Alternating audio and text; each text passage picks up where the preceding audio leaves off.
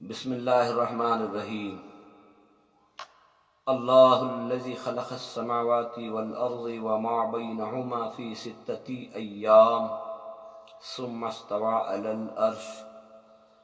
اللہ سبحانہ و تعالی نے اپنے کلام پاک کے اندر ارشاد فرمایا، اللہ ہی نے زمین و آسمانوں کو درمیان کی ساری چیزوں کو 6 دن میں بنایا اور عرش پر جلوہ افروز ہوا۔ پوری دنیا کے لیے اللہ کا کلام ہدایت کا پیغام ہے۔ بسا اوقات انسان جس ماحول میں زندگی گزارتا ہے اس ماحول کے اعتبار سے عبادت ہو، کھانے پینے کی چیزیں ہوں، زبان کا بات کرنے کا انداز ہو، یہ سب انسان ماحول سے سیکھتا ہے۔ ماحول سے جو چیزیں ملتی ہیں اسی کو انسان اسی زندگی کا ایک پہلو بنا لیتا ہے۔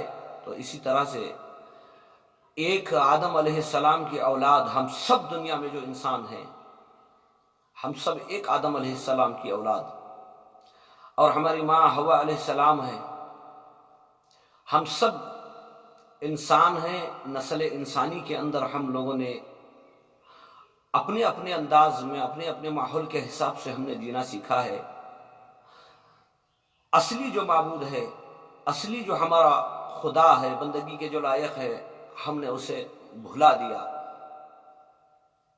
میرا بھائیو، آسمان ہماری ضرورت ہے، ہوائیں ہماری ضرورت ہیں، زمین، سورج کی روشنی ہماری ضرورت کے لیے، پہاڑ پتھر، پہاڑ جو ہے وہ زمین کہیں ہلا نہ دے، انسانوں کو زندگی گزارنے کے لیے تکلیف نہ ہو جائے، اس لیے اللہ نے زمین میں پہاڑوں کو گاڑا تاکہ ہمارے لیے وہ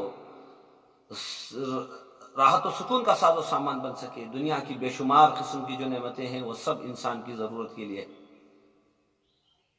میرے بھائیو، ہمیں جس مالک نے دنیا میں بھیجا ہے اس کا یہ پیغام ہے کہ اسی کو مانا جائے، اسی کو ماننا حق ہے۔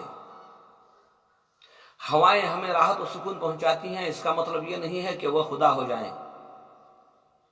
آسمان ہماری چھت ہے، اللہ نے ہمارے لیے بنایا ہے، وہ ہمارے لیے خدا نہیں ہو سکتے۔ آسمان میں رات کے وقت میں جو ستارے چمکتے ہیں وہ آسمان کی سجاوٹ ہے، وہ ہمارے لیے خدا نہیں ہو سکتے۔ سورج ہماری روشنی کے لیے اللہ نے بنایا ہے تاکہ ہم اس سے زمین پر جو فصلیں ڈالتے ہیں اس میں اسے سکھا سکے، اور اس کے علاوہ بے شمار قسم کے فائدے ہیں سورج کے ذریعے سے ہوتے ہیں۔ اس کا مطلب یہ نہیں ہے کہ ہم سورج کو خدا مانیں۔ زمین کو اللہ نے ہمارے لیے بچھایا ہے، بے شمار قسم کے غلے اگاتی ہے ہمارے لیے، جانوروں کے لیے۔ اس کا مطلب یہ نہیں ہے کہ ہم زمین کو خدا ماننے لگیں۔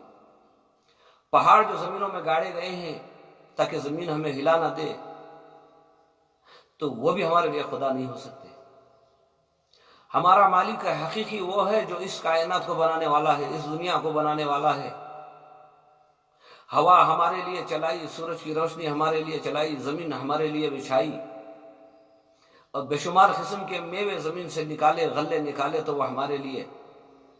کائنات کی ہر چیز انسان کی ضرورت میں لگی ہوئی ہے، انسان کی خدمت کر رہی ہے۔ میرے بھائیو، اصلی معبود تو وہ ہے، اصلی حقیقی ہمارا بادشاہ ہے، عالموں کا رب جو ہے وہ اللہ ہی سبحانہ و تعالیٰ کی ذات ہے۔ میرے بھائیو، پوری دنیا کے انسانوں کو میں ایک پیغام دینا چاہتا ہوں، کیا اس سے خدا ماننا بہتر ہے جسے ہم نے بنایا ہے؟ کیا اسے خدا ماننا بہتر ہے، حق ہے، جس نے ہمیں اس کائنات کو بنایا ہے؟ میں آپ کو ایک مثال دوں۔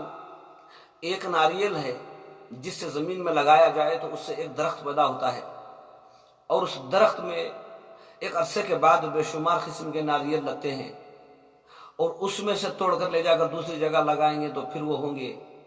مطلب ایک ہی ناریل ہے جس کی وجہ سے اتنے ناریل پھیلے۔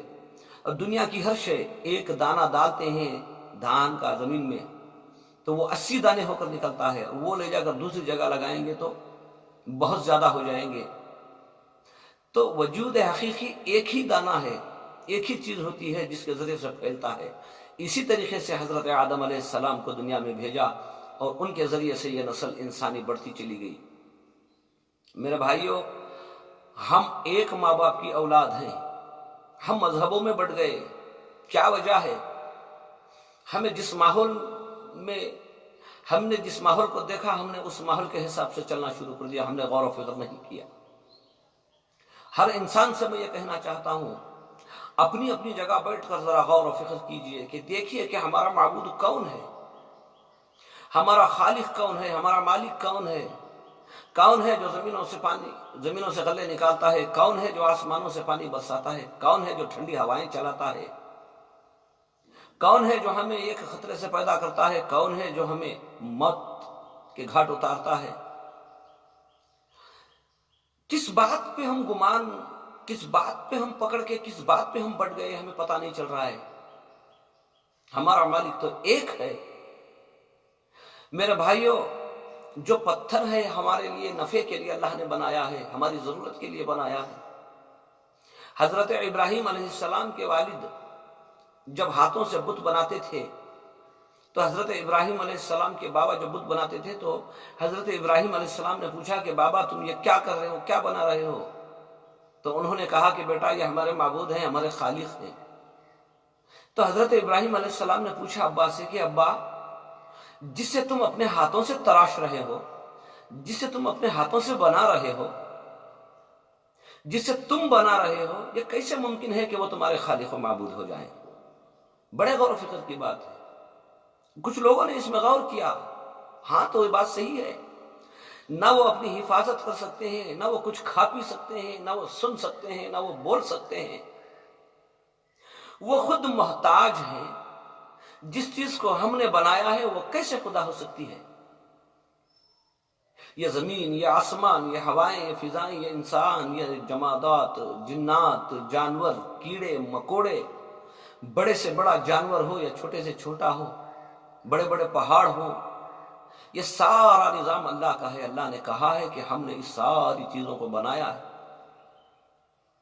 اے بندو، تم اپنے رب کی عبادت کرو جو تمہارا حقیقی مالک و معبود ہے، جس نے تمہیں بنایا، جس نے اس زمین کو بچھایا، جس نے آسمانوں کو بنایا، جس نے بارشوں کے ذریعے زمین میں پانی کو اتارا اور اس میں سے بے شمار قسم کے غلے نکالے تمہارے لیے۔ تمہارا حق ہے کہ تم ہمیں پہچانو، ہماری عبادت کرو۔ اور بہت سارے لوگ، اللہ ہی کہتا ہے بہت سارے لوگوں نے ایسے معبود بنا لیے ہیں جو کسی بھی چیز کا اختیار نہیں رکھتے، کسی بھی چیز کا اختیار نہیں رکھتے۔ تو میرے بھائیوں، ہم انسان، اللہ نے ہمیں اشرف المخلوق بنایا ہے۔ اشرف المخلوق کا مطلب ہے پوری کائنات میں، سارے عالموں میں ہم بہترین مخلوق ہیں۔ اس سورج کی روشنی ہمارے لیے، آسمانوں سے جو بارش برس رہا ہے ہمارے لیے، چاند کی ٹھنڈک ہمارے لیے، سورج کی گرماہٹ ہمارے لیے، ہوائیں، فضائیں، سمندر، یہ ساری چیزیں ہمارے لیے بنائی گئی ہیں۔ ہم اسے خدا تو نہیں مان سکتے، ہم نے معبود تو نہیں بنا سکتے۔ آسمانوں سے جو برسنے والا پانی ہمیں نفع پہنچا رہا ہے، لیکن پھر بھی ہم اسے اپنا معبود نہیں بنا سکتے۔ سورج کی روشنی ہمارے لیے، ہماری فصلوں کے لیے نفع پہنچا رہی ہے، ہم اسے خدا نہیں مان سکتے۔ وہ مخلوق ہے۔ اتنی بڑی زمین بچھائی اللہ نے ہمارے لیے، ہم اسے خدا نہیں مان سکتے۔ ہمارا معبود وہ ہے جو پوری کائنات کو بنانے والا ہے۔ سورج کو چلانا، چھپانا، رات لے آنا، دن لے آنا، ایک خطرے سے انسان کا وجود، انسان کو بنانا اور اسی انسان کو موت دینا، یہ سارا نظام جو ہے، یہ ساری کائنات جو ہے، یہ اللہ کے حکم سے چل رہی ہے۔ وہی حقیقی معبود و مالک ہے۔ میرے بھائیوں، میں اس لیے کہہ رہا ہوں کہ ہمیں ایک دن مرنا ہے، مرنے کے بعد جو آنے والے ہمارے حالات، ہماری جو دنیا ہے، مرنے کے بعد جو ہماری دنیا ہے، وہ دنیا ہماری